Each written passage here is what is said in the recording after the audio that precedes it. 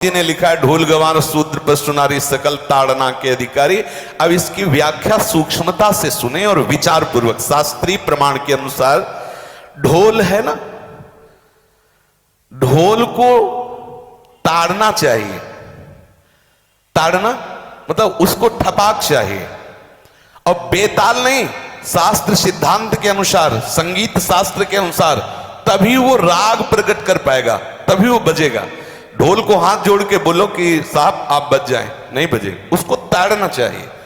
अब ताड़ना शब्द चारों में एक जैसा नहीं लगेगा, शब्द एक ही है ताड़ना, लेकिन ताड़ना के अर्थ अलग अलग हैं। जैसे कनक है, एक ही शब्द है कनक, लेकिन कनक कनक ते 100 गुनी मादकता अधिकाय, वा खाए बोराए जग या पाए बोराए। बोले कनक ही शब्द है। जैसे ताड़ना शब्द का हम प्रयोग केवल वही समझे कि ताड़ना देना ही नहीं, उसका अर्थ अलग अलग है। जैसे कनक शब्द है, कनक को सोना भी कहते हैं और कनक को धतूरा भी कहते हैं। कनक को धतूरा भी कहते हैं। एक कनक है जिसके खाने से बावरा हो जाएगा और एक कनक है जिसके पाने से बावरा हो जाएगा। कनक शब्द एक ही है लेकिन दोनों का अर्थ अलग अलग हो गया। ऐसे ही ढोल में ताड़न का तात्पर्य है उसको पीटना, लेकिन वो शास्त्रीय संगीत के आधार पर उसको ताल देना। ताल देने से ही वो राग प्रकट करता है, आनंद की उमगन करता है, ना कि प्रार्थना करने से। समझ रहे? अच्छा, गंवार, गंवार कहते हैं विवेकहीन पुरुष को। विवेकहीन पुरुष को कोई कार्य दे दो और उस पर दृष्टि न रखो तो कार्य नष्ट हो जाएगा। वहां ताड़ने का तात्पर्य उसको पीटना नहीं है। उस अविवेकी गंवार पर दृष्टि रखो। जो आपने कार्य सौंपा है, जो भी कार्य उसका है, उस अविवेकी पर दृष्टि रखना ताड़ना हुआ। उस पर दृष्टि रखो, क्योंकि वो अविवेकी है, गंवार है, वो कार्य प्रणाली ठीक जानता नहीं। आप जहां त्रुटि होता संभाल लेना तो वो संभल जाए, क्योंकि वो गंवार है। और शूद्र, शूद्र का तात्पर्य होता है शूद्र। वैसे जो वर्ण व्यवस्था में शूद्र का प्रादुर्भाव सबसे श्रेष्ठ जगह से प्रादुर्भाव है। वर्णन आता है ब्राह्मणोश मुखमाशी बाहु राजन्य कृता उरुदस जत वैश्या पदभ्याग्यं शूद्रो जायत।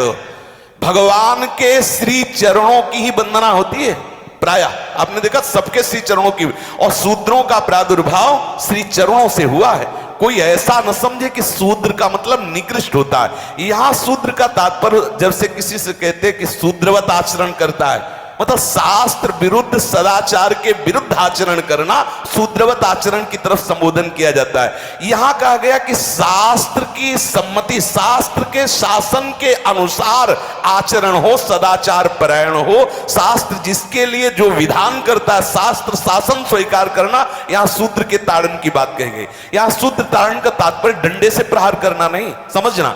और जो चौथा कहा गया नारी, अगर स्त्री को हम ये कहें कि ताड़न से ही वो केवल काबू में रहती है, तो राष्ट्र में अपने प्रसिद्ध लक्ष्मीबाई जैसी कोई सामर्थ्यशाली वीरांगना, कोई वीरों सामने बड़े बड़े वीरों के दांत खट्टे कर दे, ऐसी बहादुर सिंघनी हुई, अंग्रेजों के दांत खट्टे कर दिए। अगर कोई समझे कि नारी केवल ताड़ने के लिए है तो उसकी मूर्खता है। पुरुष और नारी का समान प्रादुर्भाव हुआ है। भगवान ब्रह्मा के श्री अंग से दाहिनी तरफ से महाराज मनु और बाईं तरफ से उनकी पत्नी उनका प्रादुर्भाव हुआ शतरूपा। शतरूपा, अब आप बोलो एक ही शक्ति के दो भाग हो गए, एक पुरुष रूप धारण कर लिया, एक नारी रूप धारण कर लिया। अब यहां विचार जो है कि उस नारी के ऊपर ताड़न शब्द का क्या प्रयोग है।